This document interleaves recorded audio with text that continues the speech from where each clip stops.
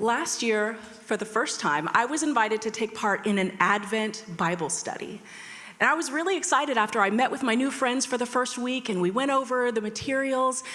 I was determined to slow down and focus on Jesus during the Christmas season rather than dashing through the Christmas with my hair on fire.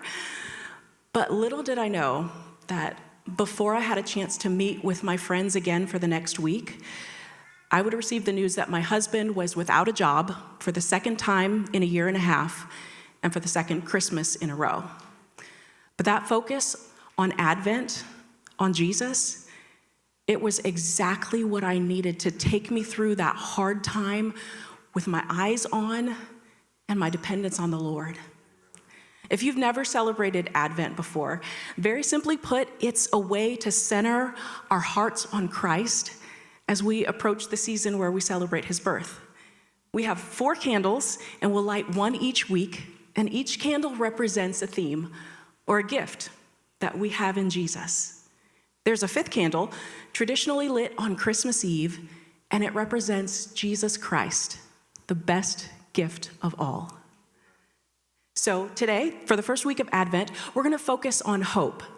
There's a traditional Christmas song that we sing, and it dates back all the way to the 12th century. You probably know the words. It goes like this. Oh come, Emmanuel, and ransom captive Israel that mourns in lowly exile here until the Son of God appear. Now, if you think like me, you're probably thinking that sounds way too sad to be a Christmas carol.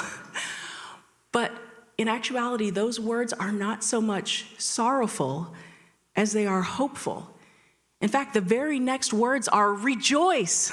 Rejoice, Emmanuel shall come to thee, O Israel.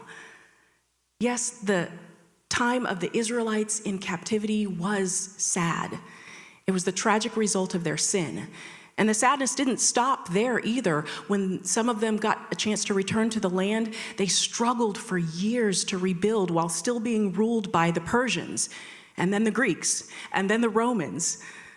But through all of that hard time, there was hope. The hope that the Messiah was coming. In fact, that word Advent means coming.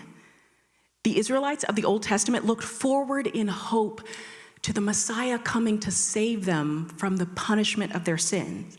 And we, as believers in Jesus, look forward in hope to his second coming that's going to save us from the presence of sin in this cursed world. Because this is not the end. For those who believe, there are better things coming. So today, we light the hope candle.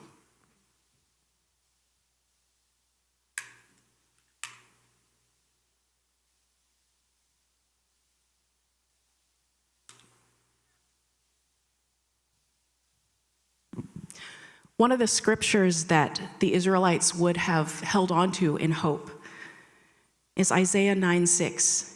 It says, "For to us a child is born, to us a son is given, and the government shall be upon his shoulder, and his name shall be called Wonderful Counselor, Mighty God, Everlasting Father, Prince of Peace."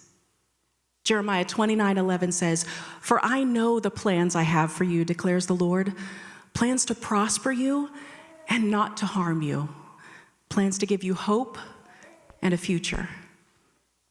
Church family, Jesus came to give you hope.